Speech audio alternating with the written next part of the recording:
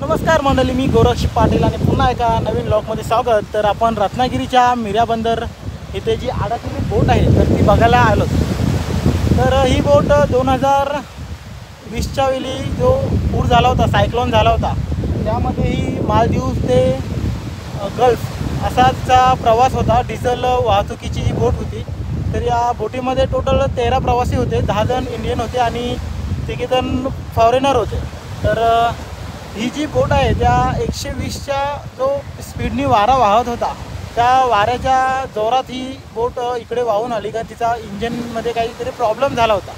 त्यामुळे ही बोट येऊनच्या आपल्या रत्नागिरी येथील मीरा बंदर इथे अडकून राहिली आहे. सध्या तिची अवस्था तर एकदम बघू शकता आपण कशा प्रकारे झालेली आहे.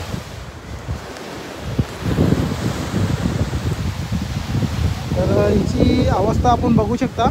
तर समोरला जो पत्रा बघा, एकदम असा बेंड झालेला आहे.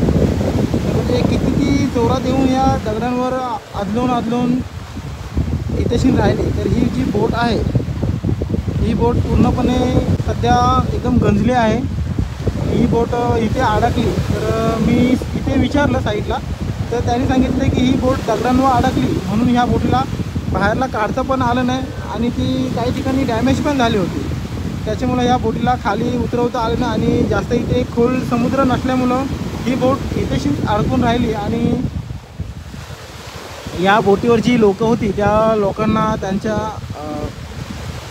इथल्या सरकारच्या माध्यमातून त्यांच्या आपापल्या घरी पोचवण्याचा प्रयत्न केला. आणि इथं आता सांगितल्याप्रमाणे ही जी साईडची जी प्रॉपर्टी आहे ती प्रायव्हेट प्रॉपर्टी असल्यामुळे इथे जास्त पब्लिक येत नाही. फक्त नॉर्मली लोक येतात, फोटोशूट वगैरे करतात. आणि लोकांचं आपण पाण्यामध्ये बोटी आहेत.